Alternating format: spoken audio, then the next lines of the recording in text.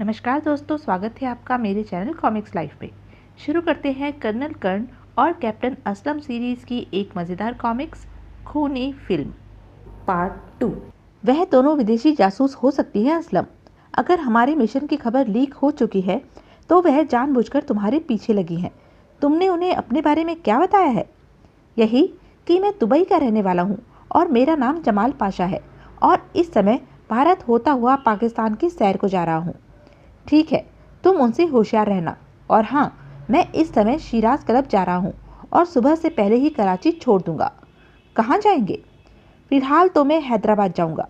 मुझे अभी 4 आदमियों की और ज़रूरत है। हेडली तो मिल गया है, लेकिन मुझे यहाँ कुछ खतरा महसूस हो रहा है, इसलिए मैं यहाँ से निकलना चाहता हूँ। मैं आपके पीछे आऊँ? पीछे नहीं, तुम एक कार का प्रबंध करके मुझसे पहले हैदराबाद के लिए रवाना हो जाओ और वहाँ होटल नाज में जाकर ठहरो। ओके बॉस, मैं अभी रवाना हो जाता हूँ, लेकिन आप अपना ख्याल रखिए। मैं काफ़ी सतर्क हूँ, लेकिन तुम भी उन दोनों लड़कियों से होशियार रहना। ज़रूरत पड़ते ही मैं तुमसे संपर्क करूँगा।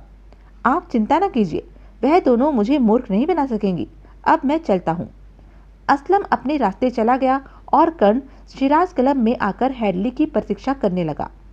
कर्ण के सामने वाली टेबल पर एक खूंखार किस्म का व्यक्ति बैठा था, जो कुछ देर बाद उठा और कर्ण के निकट आकर बड़ी बदतमीजी से उसकी टेबल पर बैठ गया। तुम्हारा नाम क्या है? पहले तुम मेरी टेबल पर से उठो, फिर मैं तुम्हें अपना नाम बताऊंगा। उसने दांत निकाले। मैं जहां बैठ जाता हूं वहां से केवल अपनी इच्छा से उठता हूं और मेरे सामने मेरी इच्छा के विरुद्ध कोई बैठ नहीं सकता, कहकर कर्ण फुर्ती से उठा और उसका शक्तिशाली घूंसा उस व्यक्ति की नाक पर पड़ा। वह गिरकर संभलने भी नहीं पाया था कि कर्ण ने उसकी कमर में एक ठोकर मारी। आह! तभी क्लब का मैनेजर दौड़ता हुआ वहां आया। यह क्या हो रहा है? आप लोग मेरे क्लब में झगड़ा नहीं कर सकते। यह बात आप इसे समझाओ। वह व्यक्ति भी खड़ा हो चुका था। उसने आगे आते हुए कर्ण से कहा, तुम अपने आप को बहुत तीसमार खां समझ रहे हो। बाहर चलो, मैं तुम्हें बताता हूँ। चलो, मैं भी देखता हूँ तुम में कितना दम है। और दोनों क्लब से निकलकर एक खुली जगह पर आ गए। क्या तुम सचमुच अपनी हड्डियां तुड़वाने के मूड में हो? नहीं, मैं तो तुमसे दोस्ती करने आया हूँ मिस्टर फौजान। तुम मेरा नाम कैसे जानते हो? और मुझे हेडली ने तुमसे मिलने भेजा है। उसने बताया था कि तुम इस क्लब में मिलोगे और तुम्हें कुछ आदमियों की ज़रूरत है। अगर तुम्हें हेडली ने भेजा है तो तुमने मुझसे झगड़ा क्यों किया? मैं देखना चाहता था कि तुम्हारे अंदर कुछ विशेषता है या नहीं। मैं हर ऐरे गहरे के साथ काम नहीं करता, लेकिन अब मुझे अंदाजा हो गया है कि तुम में दम है। क्या नाम है तुम्हारा? मेरा नाम विक्टर है। ऑस्ट्रेलिया का रहने वाला हूँ, लेकिन पिछले 10 वर्ष से पाकिस्तान में रहता हूँ और मुझ में हर तरह का काम करने की क्षमता है। विशेषकर खतरनाक काम करने में मुझे मज़ा आता है। हेडली ने तुम्हें काम के बारे में बता दिया है? हाँ, और मैं तुम्हारा साथ देने को तैयार हूँ। लाओ, हाथ मिलाओ। दोस्ती हो जाने के बाद वह फिर वापस क्लब में आकर बैठ गए। कुछ देर बाद हेडली भी वहां पहुंच गया। उसके बैठते ही कर्ण ने पूछा, काम हो गया? हाँ, पिस्तौल भी मिल गए और कार भी। विक्टर ने तुम्हें पहचान लिया था? हाँ, तुम्हारे भरोसे पर मैं विक्टर को अपने साथ शामिल कर रहा हूँ। ठीक है, मैं विक्टर को कई वर्षों से जानता हूँ। अब तुम्हारा क्या प्रोग्राम है बॉस? हम इसी समय कराची से चल रहे हैं, लेकिन अभी तुम्हें 3 आदमियों की और ज़रूरत है। उनका प्रबंध हम दूसरी जगह से करेंगे। अब उठो, हमें इसी समय कराची छोड़ना है। Okay boss. और फिर उनकी कार कराची से हैदराबाद जाने वाली सड़क पर दौड़ रही थी। उन्हें यात्रा करते हुए 1 घंटा बीता होगा कि हेडली बैक व्यू मिरर में देखते हुए बोला, हमारा पीछा किया जा रहा है बॉस। तुम्हें विश्वास है?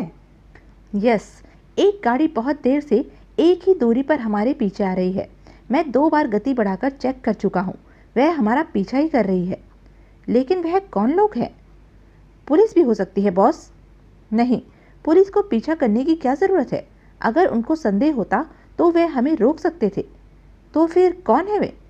कर्ण ने मस्तिष्क में कहा, वह असलम भी नहीं हो सकता, क्योंकि वह तो हमसे पहले रवाना हो चुका है। कहीं वह विदेशी जासूस तो नहीं है? हो सकता है वह लोग मेरे प्रोग्राम से परिचित हो चुके हों कि मैं फिल्म के चक्कर में हूँ। फिर क्या करें बॉस? कर्ण के विचारों की श्रृंखला टूट गई। उसने संभल कर बैठते हुए कहा, हमें पीछा करने वालों से निपटना होगा। तुम गाड़ी सड़क के किनारे रोक लो और अपने अपने पिस्तौल लेकर तैयार हो जाओ। ओके। उनकी कार इस समय जंगल के बीच से गुजर रही थी। सड़क के दोनों तरफ जंगल फैला हुआ था। हेडली ने पेड़ों के एक झुंड की ओट में गाड़ी रोक दी। चलो जल्दी बाहर निकलकर झाड़ियों में घुस जाओ।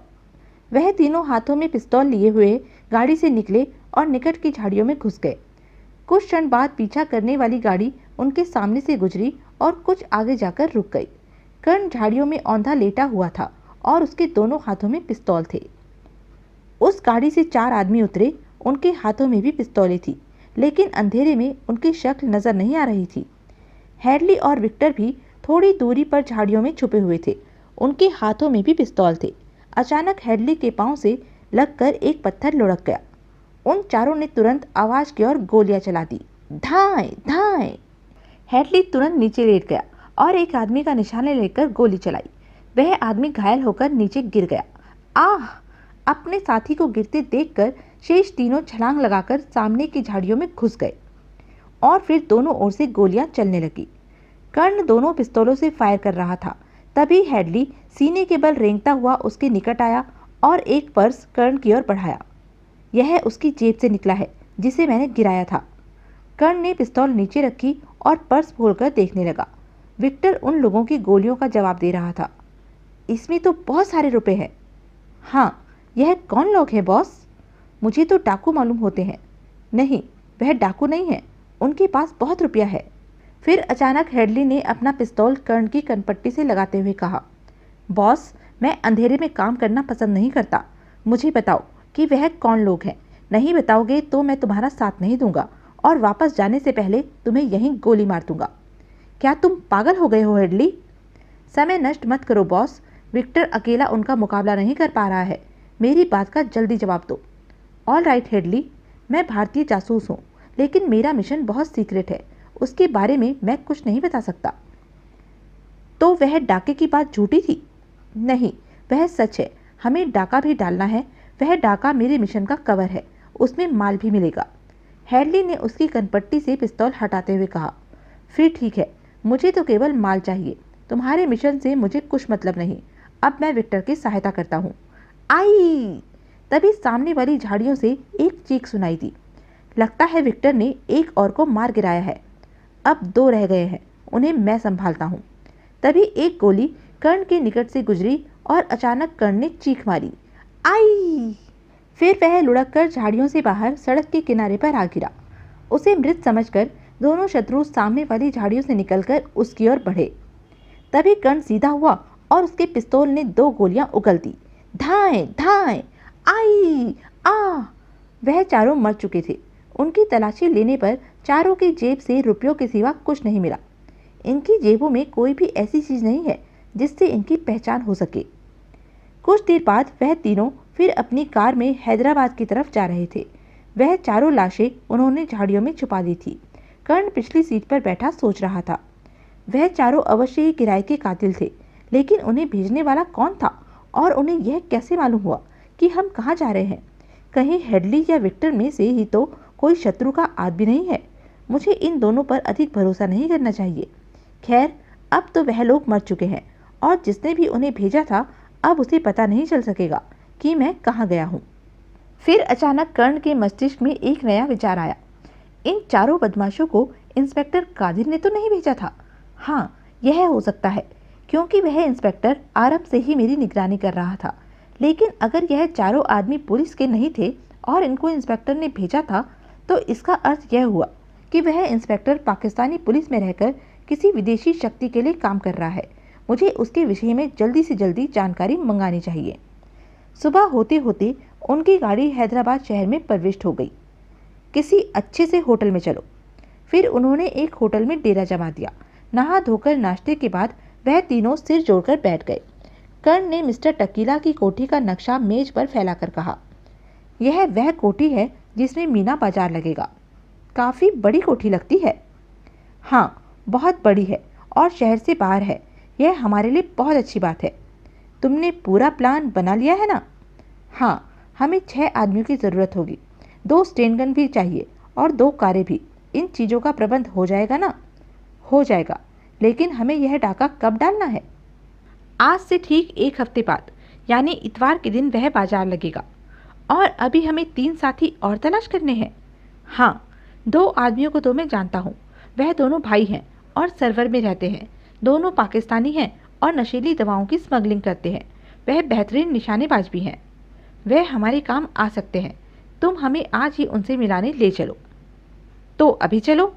चलो, लेकिन हम बस से चलेंगे। मैं नहीं चाहता कि हमारी कार जगह जगह नजर आए। चलो उठो, हम सभी सर्वर चल रहे हैं। बस अड्डे पहुंचकर वह तीनों सर्वर जाने वाली बस में बैठ गए। कर्ण ने दबे स्वर में हेडली से पूछा, तुम उन दोनों का पता तो जानते हो ना? Yes boss. तभी एक दैत्याकार पठान बस में प्रविष्ट हुआ। माय गॉड, यह आदमी है या देव? देव ही लगता है। तो यह थी अब तक की कहानी। आगे की कहानी जानने के लिए बने रहें मेरे साथ। और हाँ, मेरे चैनल को लाइक, शेयर और सब्सक्राइब करना ना भूलें। धन्यवाद।